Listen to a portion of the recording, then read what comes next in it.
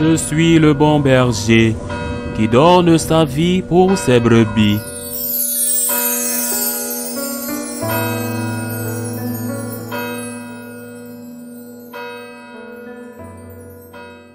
En ce temps-là, Jésus disait à ses disciples, « Vous avez appris qu'il a été dit, tu aimeras ton prochain et tu haïras ton ennemi.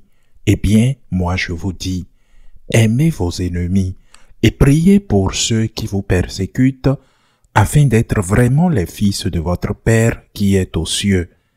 Car il fait lever son soleil sur les méchants et sur les bons. Il fait tomber la pluie sur les justes et sur les injustes. En effet, si vous aimez ceux qui vous aiment, quelle récompense méritez-vous? Les publicains eux-mêmes n'en font-ils pas autant? Et si vous ne saluez que vos frères, que faites-vous d'extraordinaire? Les païens eux-mêmes n'en font-ils pas autant?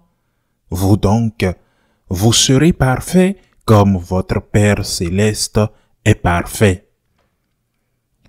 Acclamons la parole de Dieu.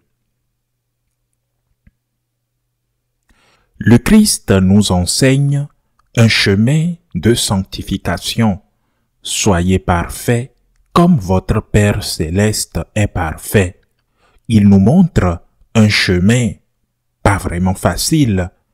Et l'un des aspects de ce chemin qu'il veut que nous suivions n'est pas seulement le pardon, mais l'amour pour ceux qui nous ont blessés, l'amour pour nos ennemis.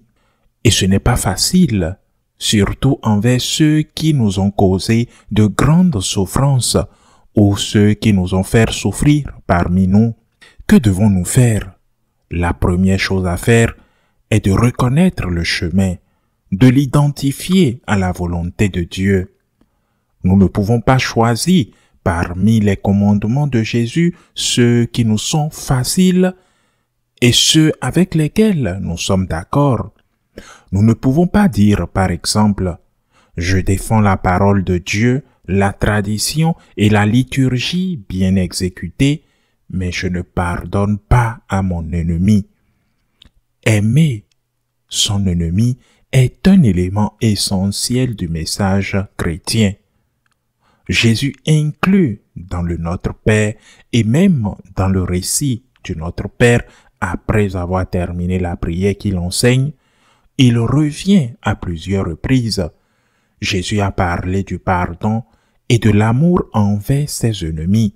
Il l'a même fait en nous donnant un argument susceptible d'éveiller notre intérêt et, j'oserais dire, notre égoïsme. La mesure dont vous usez sera appliquée à vous. Si vous ne pardonnez pas, vous ne serez pas pardonné.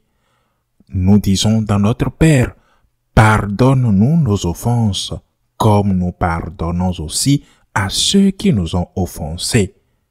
Aussi difficile que cela puisse être, nous ne pouvons pas oublier ce commandement. Dans le message moral de Jésus, nous ne pouvons pas choisir ce qui est facile à accomplir et rejeter ce qui nous semble difficile. Que sommes-nous censés faire? J'ai appris en suivant les enseignements du Christ. J'ai appris à les appliquer progressivement. Premièrement, le Seigneur dit, priez pour vos ennemis. Je prie pour ceux qui m'ont fait du mal chaque jour.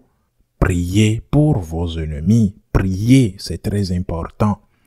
Lorsque vous priez pour quelqu'un, vous ne pouvez pas lui en vouloir. Vous ne pouvez pas penser du mal de lui. Priez pour cet ennemi. Vous pouvez par exemple prier pour sa conversion, ce qui sera la meilleure chose que vous puissiez demander pour lui, pour cette personne, à Dieu. Priez d'abord. Ensuite, si vous en avez l'occasion, ne rendez pas le mal pour le mal, rendez le mal pour le bien. Ne tombez pas dans le piège démoniaque de la vengeance, car parfois, vous avez un outil pour faire du mal, parfois l'occasion de régler vos comptes. Souvenez-vous de cette personne. Souvenez-vous que cette personne à qui vous voulez faire du mal est protégée par Jésus-Christ. En devenant votre ennemi, il est devenu quelqu'un que Christ protège. Et pourquoi? Parce que le Seigneur veut te protéger. Et si tu te venges, tu lui feras du mal, mais tu te feras encore plus du mal. Si tu tombes dans le piège d'un œil pour un œil, ou même plus que ce qui t'a été infligé, tu lui feras du mal, mais tu te feras encore plus du mal.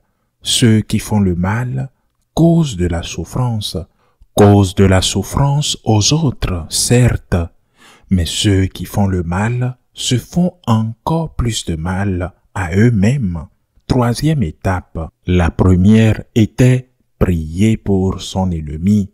La deuxième, ne pas rendre le mal par le mal, mais rendre le mal par le bien.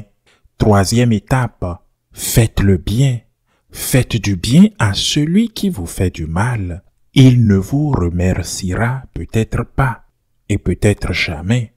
Il ne s'en souviendra même pas. Mais vous serez en paix avec Dieu et votre conscience. Ce faisant, vous accomplissez le commandement du Seigneur, essayant d'imiter le Dieu Tout-Puissant qui vous a fait du bien, même si vous ne le méritiez pas.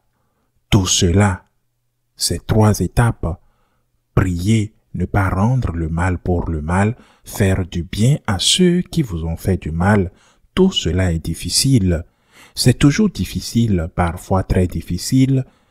Et que devons-nous faire pour parcourir ce chemin? Comme toujours, demandez de l'aide, demandez la grâce à Dieu, demandez la force au Seigneur et dites-lui avec humilité, je ne peux pas, Seigneur, avec mes propres forces. Aide-moi, Seigneur, donne-moi la force, la grâce de prier pour celui qui m'a blessé, de ne pas rendre le mal pour le mal, et de faire du bien à celui qui m'a fait du tort. Ainsi soit-il.